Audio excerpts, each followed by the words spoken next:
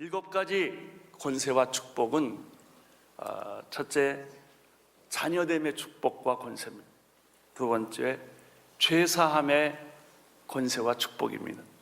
세 번째는 자유함의 권세와 축복이고, 네 번째는 치유됨의 권세와 축복, 다섯 번째는 믿음의 권세와 축복. 이것은 기적의 권세와 축복이라는 단어로 써도 좋습니다.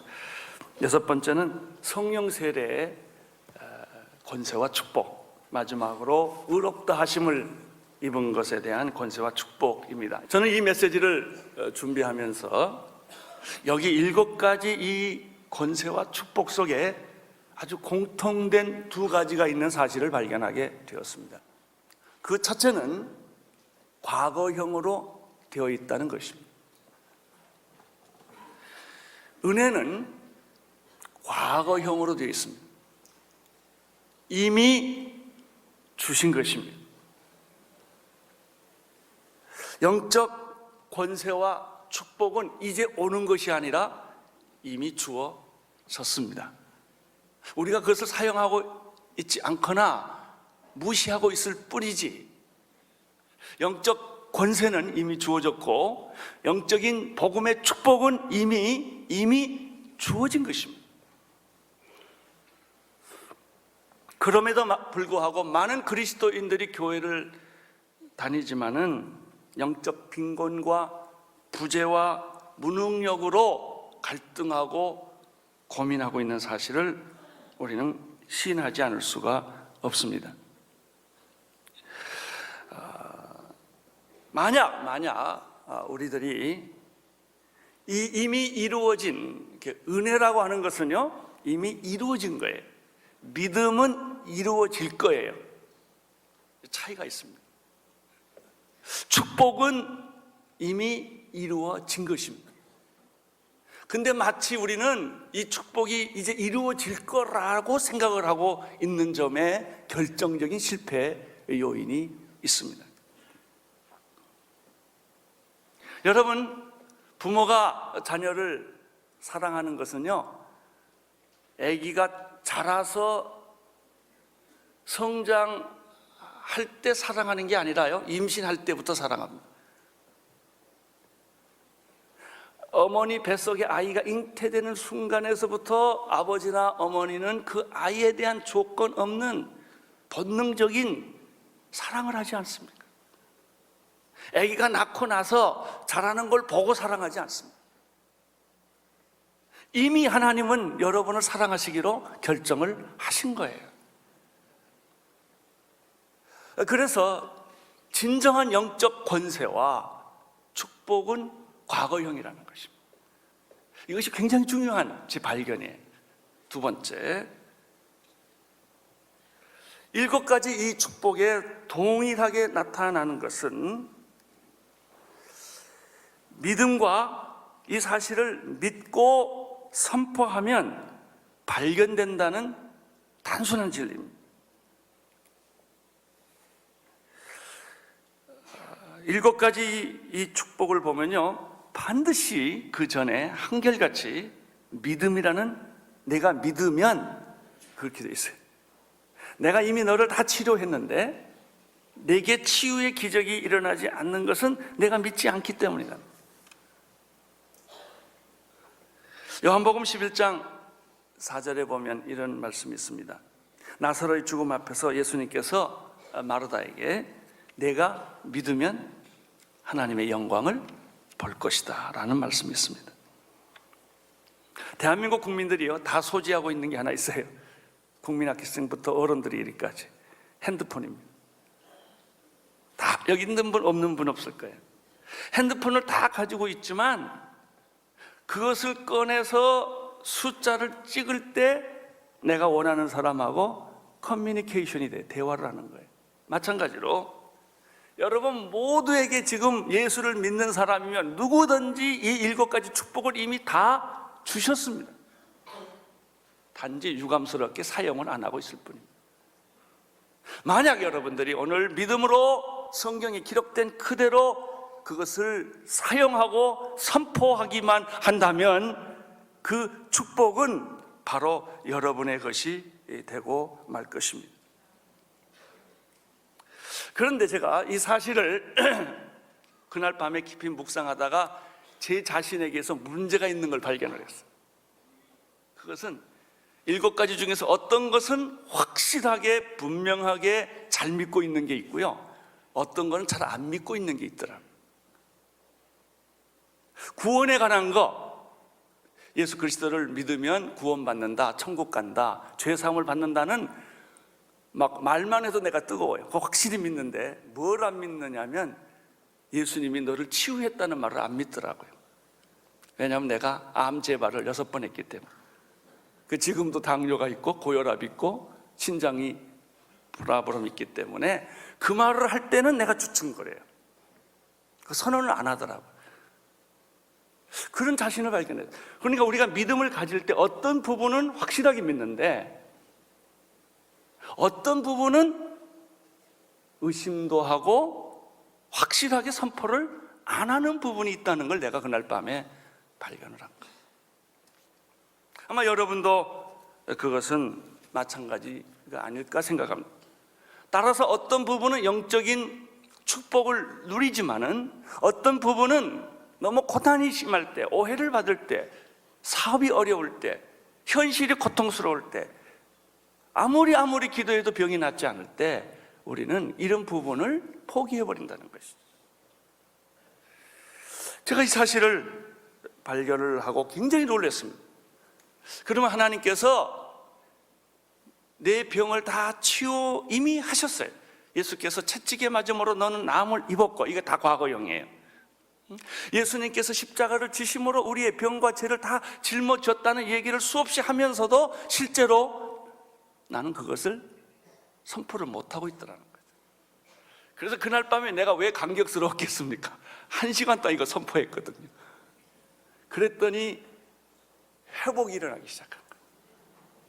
성령의 기름 부으심이 일어나기 시작하는 거예요.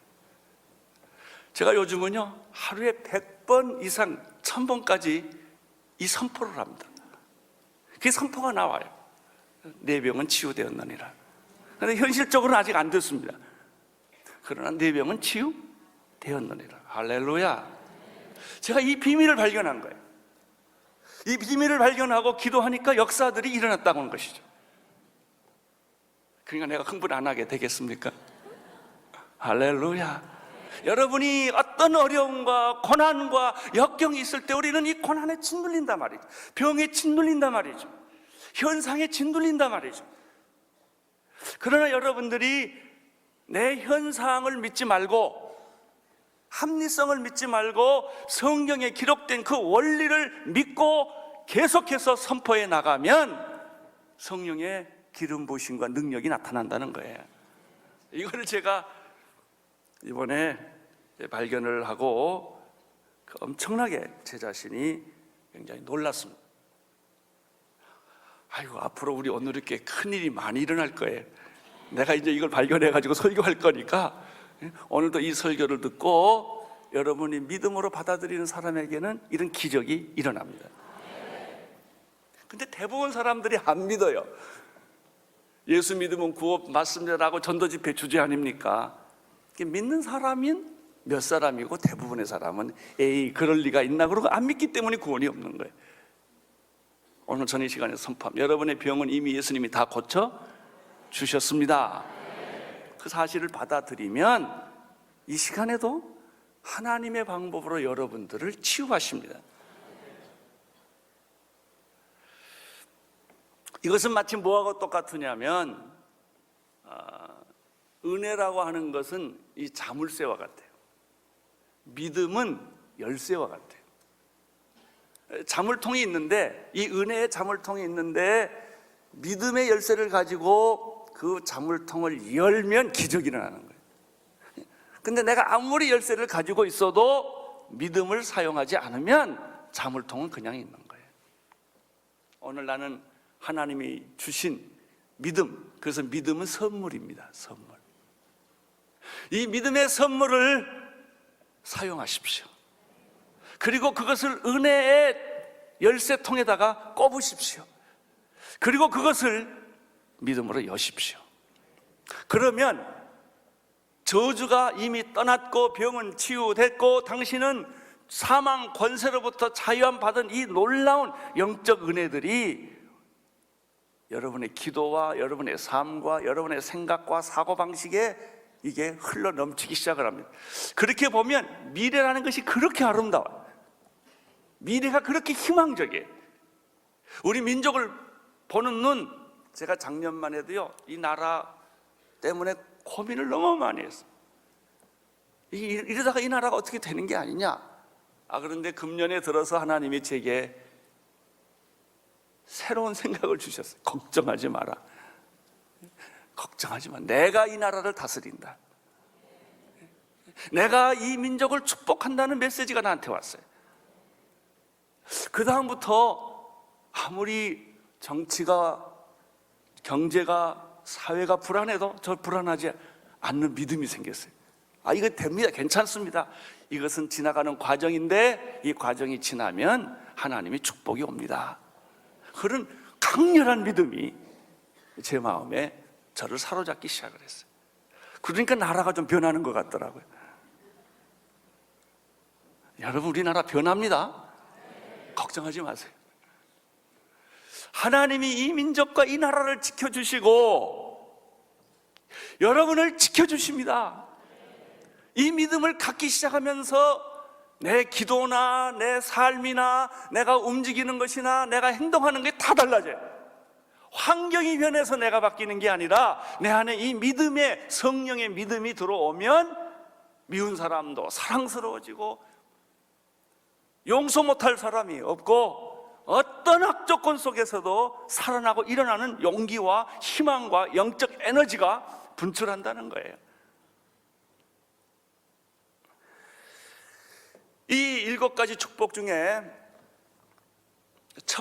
제일 첫 번째 축복은 요한복음 1장 12절에 있습니다. 먼저 요한복음 1장 12절의 말씀을 같이 읽겠습니다.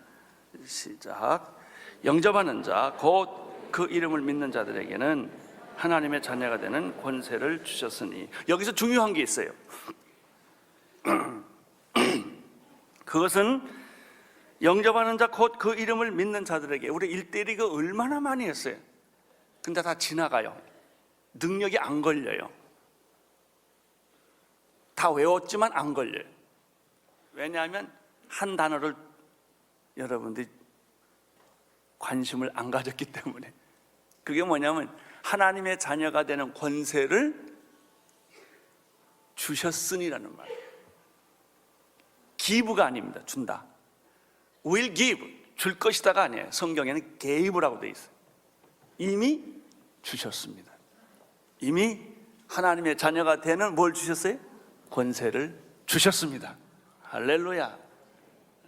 여러분, 이걸 주셨다는 거 하고 지나가면 안 됩니다. 그럼 아무 능력이 안 나타나고. 이 하나님의 자녀됨의 권세를 이미 주셨기 때문에 뚜껑을 여셔야 됩니다. 은혜의 뚜껑을 열고 그 하나님의 자녀됨의 권세의 축복을, 열쇠를, 믿음이라는 열쇠를 넣어서 그걸 풀어야 됩니다. 그러면 그 능력이 쏟아지기 시작을 하는 거예요. 하나님의 자녀됨의 권세의 능력이 쏟아지는 것입니다. 그러면 이 하나님의 자녀가 되는 권세를 우리에게 이미 주셨는데, 과거형입니다. 주셨는데 누구에게 어떻게 이 권세가 주어지는가? 첫째는 그 앞에 보면 영접하는 자, 그 이름을 믿는 자들, 그것은 믿음이 나와요. 믿음이 있어야 자물통이 열린다는 거예요. 안 믿으면 그 권세 능력이 여러분하고 아무 상관이 없어요. 여러분, 믿으면 치유의 능력이 나타나기 시작해요. 안 믿으니까, 나같이 잘 안 믿으니까 암리 재발이 계속되는 거예요. 그래서 내가 물었어요. 내가 믿냐? 아마 한 시간을 생각해 보니까 내게 문제가 있더라고요. 그 과거의 상처 때문에, 병이 계속 재발했다는 상처 때문에 그걸 자꾸 안 믿으려고 그러더라고요. 나는 약을 먹어야 되고 이런 순서를 밟아야 된다는 생각에 내 자신이 노예가 되어 있구나라는 걸 제가 알게 됐어요. 그것을 박차고 선포를 하기 시작하면 놀라운 일이 일어납니다. 여기 보니까 영접하는 자, 곧 그 이름을 뭐하는 사람에게? 믿는 자에게. 여기 조건이에요. 믿는 자에게 하나님의 자녀가 되는 권세를 이미 주어졌다는 것입니다. 문제는 믿음이란 게 뭐냐면 이 말씀을 믿는 게 믿음이지, 내 생각, 합리적인 내 생각, 이성적인 내 생각, 자연적인 내 생각, 역사적인 내 생각, 지적인 내 생각이 기적을 만들어내는 게 아니라는 거예요. 그러면 그 아들의 이름, 예수 그리스도의 이름의 능력을 믿는다라는 말은 뭐냐? 그 앞에 설명이 됐어요. 그것은 예수를 거절하지 않고 의심하지 않고 영접하는 것이다. 영접이라는 말과 환영이라는 말과 받아들인다는 말과 믿음과 동일시했다는 거예요. 당신이 예수 그리스도의 그 십자가의 보혈의 능력을 거절하지 않고, 당신이 예수 그리스도의 부활하심을 거부하지 않고 그것을 만약 그대로 영접하고 환영하고 믿는다면 하나님의 자녀된 그 축복과 그 권세가 이미 너에게 주어졌다는 거예요. 졌다는 것이죠. 여러분, 믿음은 선물이에요. 이 믿음은 그냥 적극적인 사고방식이나 창조적인 사고방식이나 그것은 어떤 합리적인 이성적인 믿음이 아니에요. 여러분 공부하시는 분들, 책을 보시는 분들은 논리가 있어요. 논리가. 그 논리에 맞아야 동의를 하는 거예요. 과학적 증명이 돼야 동의를 하는 거예요. 성경에서 말하는 믿음은 그런 자연적인, 자연과학적인, 이성적인 그 합리성에 기초한 믿음이 아니라 예수 그리스도를 바라보는 믿음의 주여 우리를 온전케 하시는 이인 예수 그리스도를 바라보라는 것이죠. 여러분, 어떻게 병 낫는 과정은 아무리 말해도 설명할 수가 없어요. 하나님의 기적은, 부활은 이론적으로 설명할 수가 없단 말이죠. 여러분, 진짜 믿음은 내가 믿는다는 것이 아니라 성령의 기름 부으심으로 믿음의 선물을 받아들일 때 그것이 내게 영적인 믿음이 되는 거예요. 그 믿음이 기적을 만들어내는 것입니다.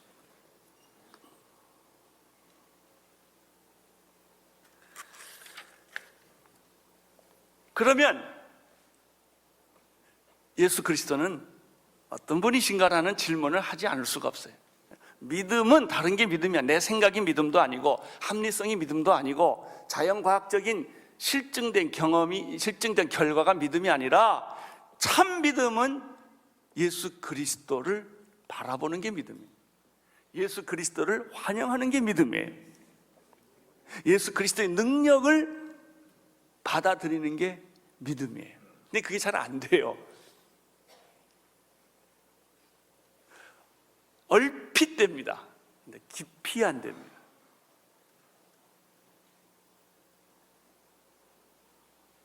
그 믿음의 실체는 예수 그리스도예요.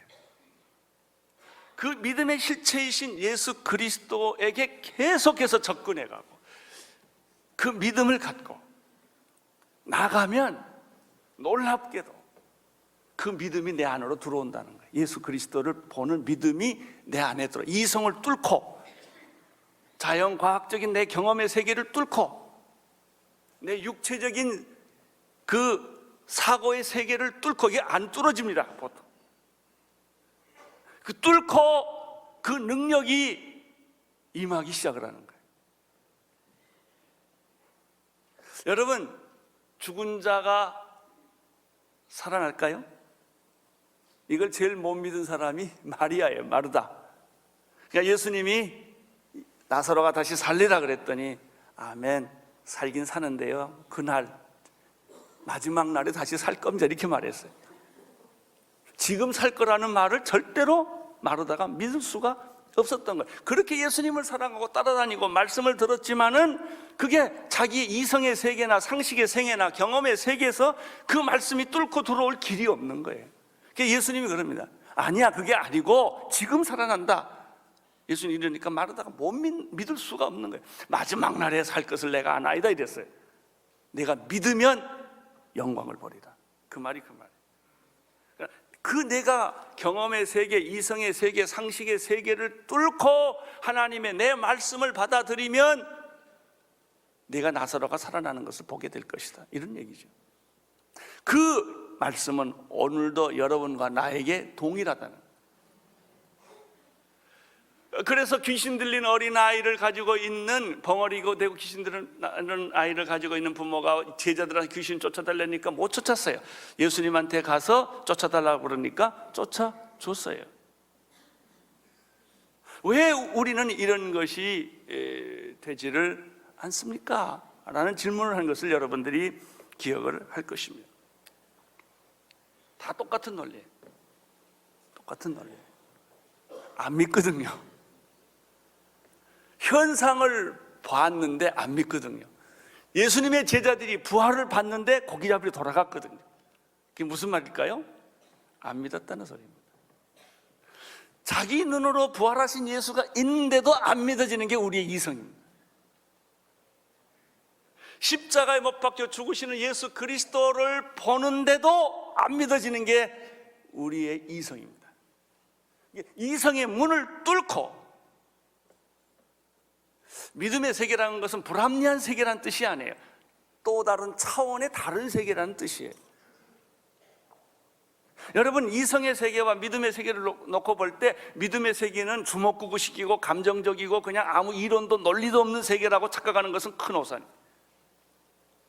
믿음의 세계는 이성의 세계가 감당할 수 없는 또 다른 영적인 차원의 세계라고 하는 거예요. 여러분, 요한복음 3장에서 예수님이 니고데모야 거듭나야 하리라 할 때 이 니고데모는 이 말씀이 안 들어온 거예요. 거듭난다는 말이 무엇입니까? 이렇게 질문하지 않습니까? 물과 성령으로 거듭나야만 되는 것이다. 귀신 들린 아이의 아버지가 예수님께 이렇게 말합니다. 선생님이요, 할 수만 있거든 내 아들을 고쳐주십시오. 그러니까 예수님이 병 고쳐주기 전에 그 사람 말부터 고쳐줘요. 네가 그런 식으로 기도하니까 아무것도 안 일어나지. 할 수 있거든이 무슨 말이냐? 믿는 자에게 뭐가 능치 못함이 없느니라. 내가 이런 믿음을 가지고 기도했다면 상황은 달라진다. 그러니까 이 아이의 아버지가 뭐라고 말해요? 말을 바꿔요. 주여 내가 믿습니다. 근데 믿어지나요? 말은 바꿨는데 안 된단 말이에요. 이게 우리 고민이에요. 말도 바꿨고 아멘 할렐루야 다 했는데 아무 일이 안 일어나요. 왜 그런 줄 아세요? 진짜 믿음이 없으니까 그냥 입만 변했지 실제는 안 변했거든.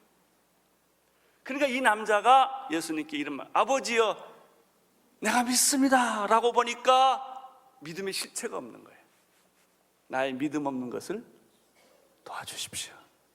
이렇게 기도해요. 이때 믿음이 생기기 시작해요. 여러분, 오늘 기도할 게 이거예요. 믿음 없는 걸 도와주십시오. 안 믿어집니다. 믿음이 이렇게 왔다가 피상적으로 겉모양만 터치하고 그냥 가버렸습니다. 그래서 입에서 내가 주기도문 외듯이 그냥 계속 중얼거리는 거예요. 근데 아무리 중얼거려도 아무 일이 안 일어나는 거예요. 왜냐하면 당신의 마음 깊은 곳에서 이성의 벽을 깨고 육신의 벽을 깨고 지식의 벽을 깨고 하나님의 영적인 말씀을 받아들이지 않기 때문에 이 싸움에 결국은 우리 나와의 싸움의 문제로 이 문제는 돌아갑니다.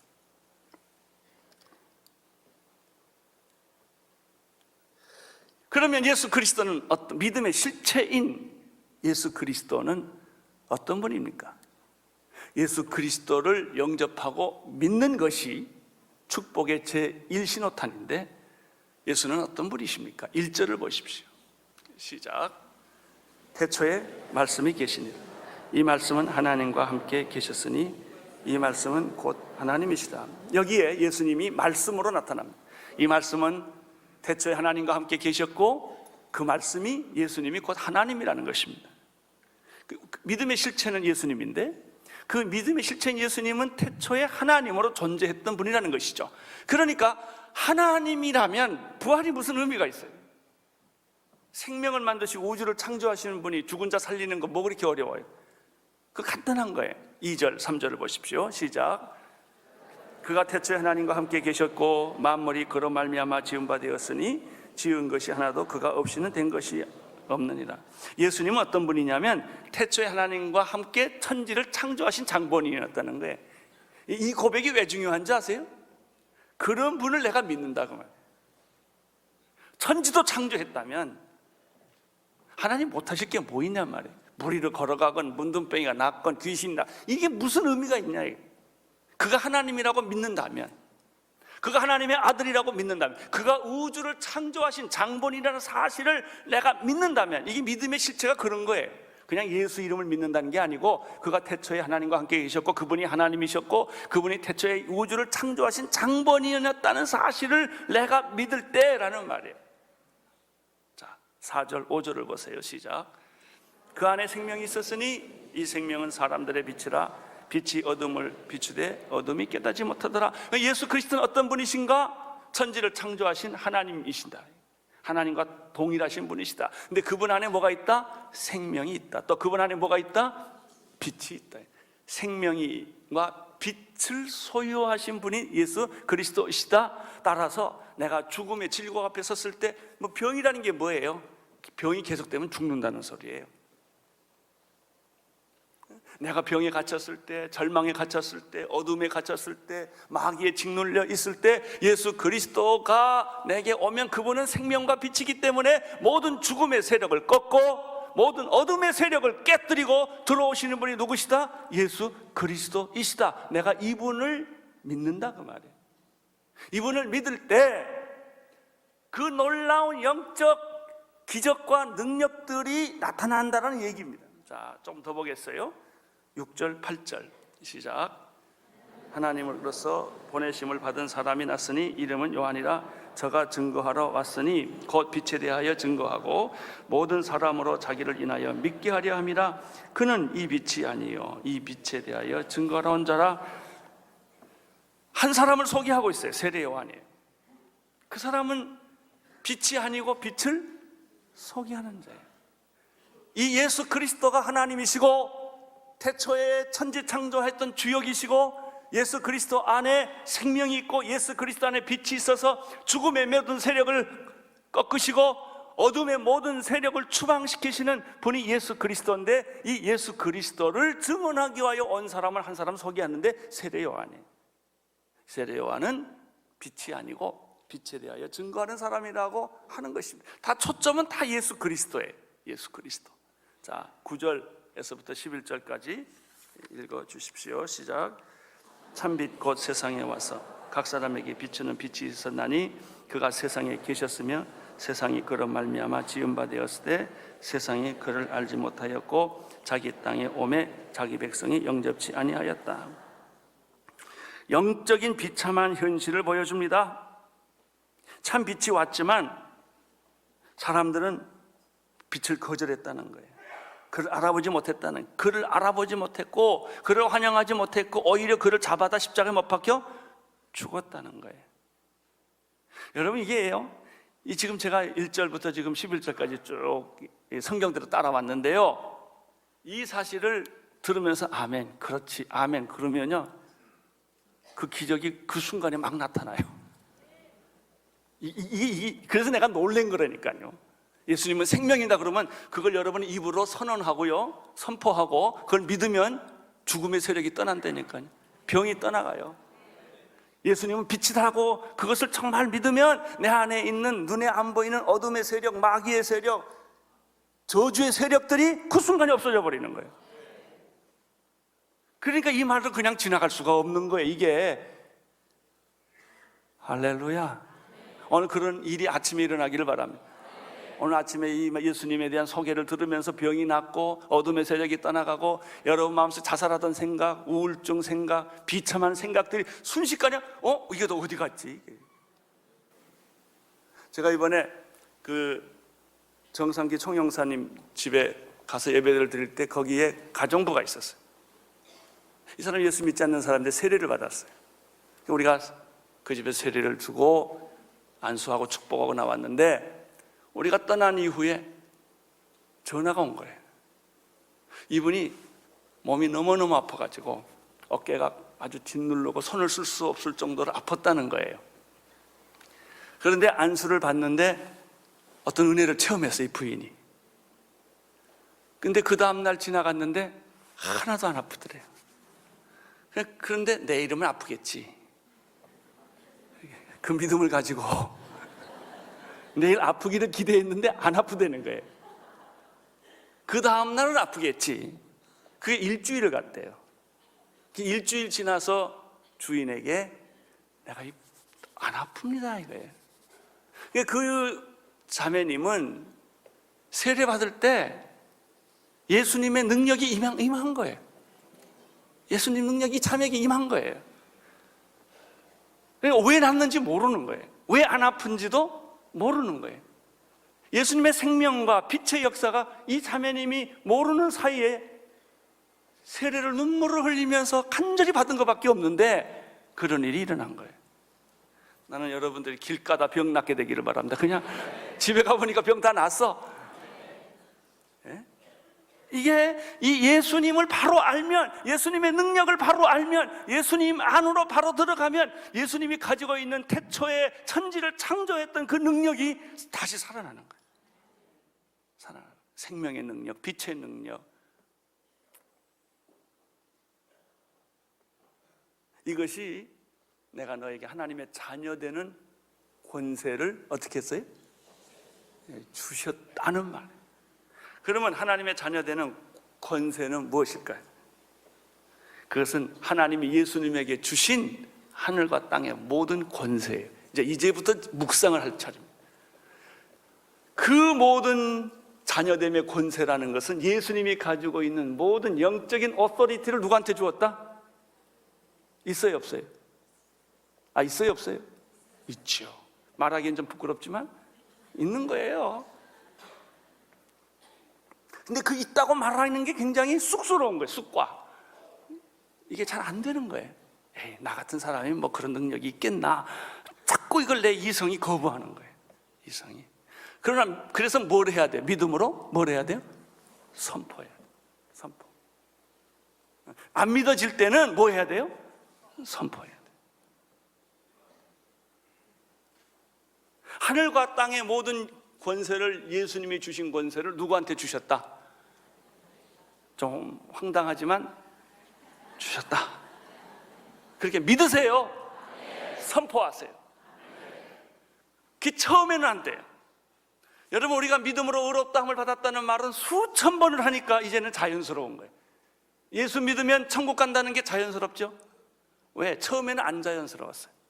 근데 자꾸 설교 듣고 또 듣고 또 듣고 그냥 안 믿어져도 그냥 계속 선포의 말씀을 들으니까 여러분이 어느 날 그게 내 거이 된 거예요. 내 거. 그런 거예요. 여러분의 예수님이 여러분의 것이 되게 하세요. 그건 뭐냐면 내 입으로 시인하고 뭐 해야 돼요? 선포해야 돼요. 한번 선포해요. 내 병은 나았다 선포해 보세요. 이게 안 낫지요. 근데 상관없어.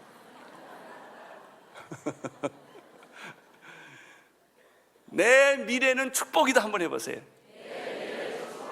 근데 내 미래가 곤두박질할지 고개를 그냥 처박을지 어떻게 알아요? 그래도 내가 선포하는 거예요. 선포하는 거예요.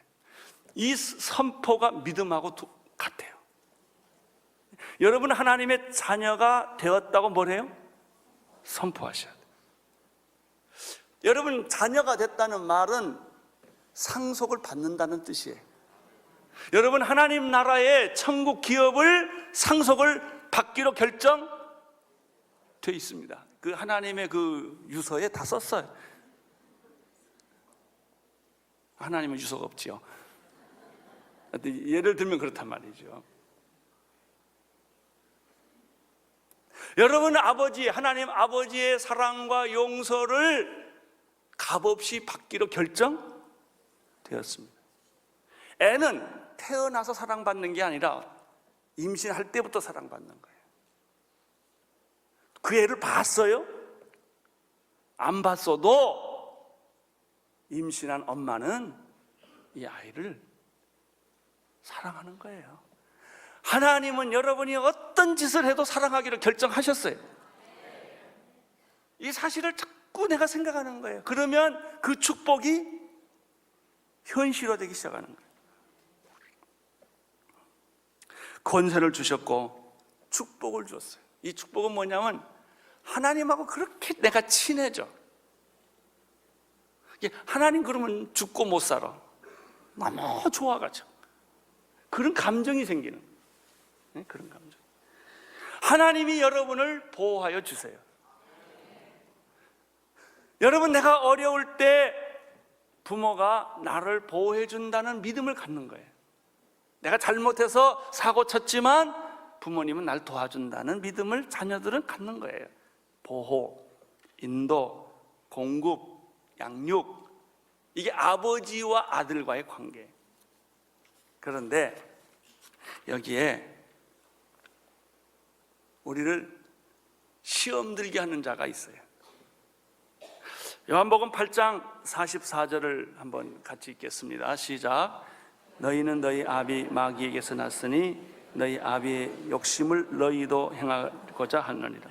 저는 처음부터 살인한 자요, 진리가 그 속에 없으므로 진리에 서지 못하고 거짓을 말할 때마다 제 것으로 말하나니 이는 저가 거짓말쟁이요 거짓의 아비가 되었습니다.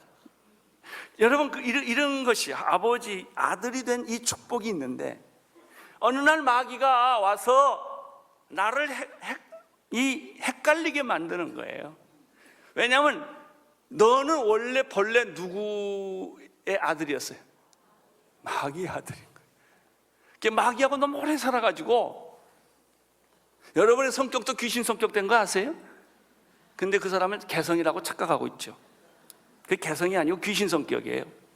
우울하고 독선적이고, 이게 다 사실은 자기도 모르게 문화라는 이름으로 내게 찾아온 귀신 성격이에요. 귀신 문화가 너무 귀신하고 오래 살다 보니까 귀신이 나고 나가 귀신이고, 그게 나중에 귀신 얼굴이 돼요. 이렇게 우울하고 이런 얼굴로 자기가 변해가는데도 그게 자기라고 막 주장하는 거예요. 네 아비가 누구였다? 마귀였는데 내가 당신의 예수를 믿음으로 말미암아 아버지를 바꾼 거예요. 하나님을 아버지로 삼게 됐기 때문에 여러분이 예수를 믿음으로 하나님의 하나님의 자식이 이미 되었지만 마귀가 계속 여러분한테 와가지고 잘못된 생각을 주입을 하는 거예요. 그게 뭔지 아세요? 의심과 두려움을 줘요.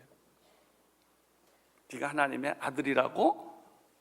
네가 하나님의 아들이라고 한다면 이렇게 사는 거 웃기는 거 아니냐, 거짓말 아니냐, 병든 걸 보니까 아닌 것 같다, 자꾸 와서 의심을 갖게 합니다. 그리고 우리가 마귀가 쓰는 방법 중에 하나는 육신의 아버지가 때리고 술 먹고 도박하고 집 늦게 들어온 아버지를 갖고 있다면 이 아들은 아버지에 대한 좋은 인상이 없는 거예요. 2번 결혼하고 배다른 자식이 있고 뭐 이런 아버지를 봤을 때 자식은 하나님에 대한 좋은 감정이 갖기가 어려운 거예요. 그래서 여러분 모두가 아버지 학교 꼭 가시기를 축원합니다. 그러니까 아버지에 대한 개념 자체를 바꾸셔야 돼요. 그것은 하나님 아버지예요. 하나님 아버지. 아버지는 너무나 좋고 나를 보호하고 나를 인도하고 나를 용서하고 나를 축복하고 나의 미래를 보장해 주는 그런 사랑의 아버지라는 개념이 우리가 이 세상을 살아가는 동안에 그게 별로 경험된 게 없는 거예요. 마귀가 그걸 이용한다는 사실을 여러분이 기억하세요. 또 하나 있어요. 잘못된 양자 개념이에요. 우리 모두는 어렸을 때 사춘기 때 여러분 한강 밑다리에서 주워왔고 낙동강 밑에서 주워왔다는 그런 컴플렉스가 꼭 있어요. 그래서 어느 날 진짜 나는 어두운 애인가 보다, 나는 우리 부모를 찾아 나가야지, 그래가지고 집을 찾아 나갔던 스토리가 얼마나 우리 주변에 많은지 몰라. 이게 뭐냐면 마귀가 이건 네 아버지 아니다, 네 엄마 아니다, 네 아버지가 네 엄마면 너한테 이렇게 할 수가 없다. 이래서 양자에 대한 잘못된 개념을 계속 심어 줌으로 말미암아 하나님 아버지의 자녀됨의 축복과 자녀됨의 풍성함과 자녀됨의 능력과 기적을 다 잃어버리게 만드는 거예요. 여기 조심하십시오. 하나님은 여러분의 아버지십니다. 하나님은 여러분을 사랑하십니다. 하나님은 여러분을 인도하십니다. 하나님은 여러분을 축복하십니다. 하나님은 여러분을 보장하십니다. 이 생각이 자연스러워야 돼요. 그래서 아무리 어렵고 힘들어도 이 생각이 내 안에 들어올 때 현실적으로 가지고 있는 많은 문제들을 우리는 이겨낼 수가 있는 거예요. 로마서 8장 14절에서 17절의 말씀을 자막을 통해서 함께 읽겠습니다. 시작. 무릇 하나님의 영으로 인도함을 받은 그들은 하나님의 아들이라. 너희는 다시 무서워하는 종의 영을 받지 아니하고 양자의 영을 받았으므로 아바 아버지라 부르짖느니라. 성령이 친히 우리 영으로 더불어 우리가 하나님의 자녀인 것을 증거하시나니 자녀이면 또한 후사 곧 하나님의 후사여 그리스도와 함께한 후사니 우리가 그와 함께 영광을 받기 위하여 고난도 함께 받아야 될 것이니라. 로마서 9장 4절 읽겠습니다. 저희는 이스라엘 사람 저희에게는 양자됨과 영광과 언약과 율법을 세우신 것과 예배와 약속이 있습니다. 할렐루야. 여러분에게 예배의 축복이 있습니다. 약속의 축복이 있습니다. 치유의 축복이 있습니다. 여러분 보호받을 자격이 있습니다. 여러분들은 승리할 수밖에 없는 그런 근거를 가지고 있습니다. 할렐루야. 그걸 어떻게 해요? 선포하셔. 선포하세요. 계속 선포하면 여러분 남편이 변할 거예요. 여러분 아내가 변할 거예요. 여러분 자녀가 변할 거예요. 여러분의 인생이 변할 거예요. 그리고 자녀됨의 특권과 축복을 계속해서 실제로 경험하게 될 거예요. 할렐루야. 여러분 이것을 오늘 밤에 묵상을 해보세요. 그러면요 자다가 벌떡 일어나 너무 놀래가지고, 그리고 내 인생이 이렇게 아름답구나, 내 인생이 이렇게 축복이 되었구나, 내가 누구를 무서워하리요, 누가 나를 송사하리요, 누가 우리를 그리스도의 사랑에서 끊으리요, 이런 말이 막 튀어나옵니다. 이런 말이 막 튀어나오면 천인이 만인이 내 곁에서 넘어지고 소문이 나고 공격이 와도 이상하게 두렵지가 않은 거예요. 두렵지가 않아요. 이 두려움에 사로잡히면요 잠이 안 와요. 저도 어느 날 한순간 굉장히 두려움이 밤에 왔어요. 그래서 제가 화장실에 몰래 들어가서 1시간 동안 기도했어요. 마음이 편안해졌어요. 두려움이 싹 가시더라고요. 오늘 나는 여러분 안에 있는 두려움이 다 사라지기를 축원합니다. 불안이 사라지기를 축원합니다. 염려가 사라지기를 축원하는 것입니다. 그것이 현실적이고 실제예요.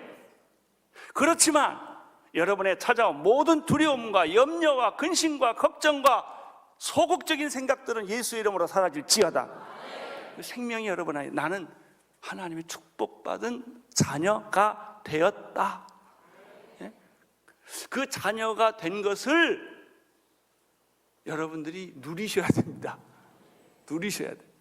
여러분, 어떤 예의 바른 애가 아침에 일어나서 자기 어머니가 밥 짓는 걸 보니까 참 미안해. 그래서 어머니 죄송하지만 오늘 나에게 아침에 밥 한 그릇 좀 주시겠습니까? 그럼 엄마가 뭐라고 그럴까? 야, 얘가 철났다 이러겠어. 야, 이 미친놈아. 그러겠어요. 왜 갑자기 이상한 소리를 하냐 이거예요. 예? 여러분, 하나님은 여러분에게 다 주시기로 결정하셨어요. 여러분을 보호하기로 결정하셨어요. 여러분은 비굴하게 얻어먹는 사람들이 아니에요. 나는 요즘 자녀들이 참 뻔뻔하다는 생각을 해. 그냥 가서 돈 달래. 무슨 돈 맡겨놓은 사람 같이. 또 안 주면 막 울어. 땡깡을 봐. 되게 도대체 이 자녀라는 게, 자식이라는 게 뭔가, 도대체 뭘 자기가 나한테 했다고 이렇게 떳떳하게 요구하냐. 이게 자녀됨이에요. 자녀됨. 자녀니까, 당신은 내 아버지니까, 내 엄마니까 아들이 안심하고 얘기를 하는 거예요. 말 안 되는 것도 막 하는 거예요. 왜 그래요? 자녀됨에 대한 확신이 있기 때문에. 여러분이 하나님에 대해서 그런 확신 있게 되기를 축원합니다. 그래서 꼭 주소온 애같이 살지 마십시오. 삐쭉삐쭉 해가지고 눈치 보고, 이건 크리스찬의 태도가 아니에요. 손 들고 하나님 앞에 떳떳하게 나가십시오. 그리고 관계를 가지십시오. 친밀한 축복을 누리십시오. 그때 우리는 자녀됨의 축복을 누리는 것입니다. 기도하겠습니다. 하나님 아버지, 영접하는 자 곧 그 이름을 믿는 자들에게는 하나님의 자녀가 되는 권세를 이미 주셨다고 말씀하셨습니다. 오늘 우리들이 자녀됨의 특권을 누리게 하여 주시옵소서. 예수님 이름으로 기도드립니다. 아멘.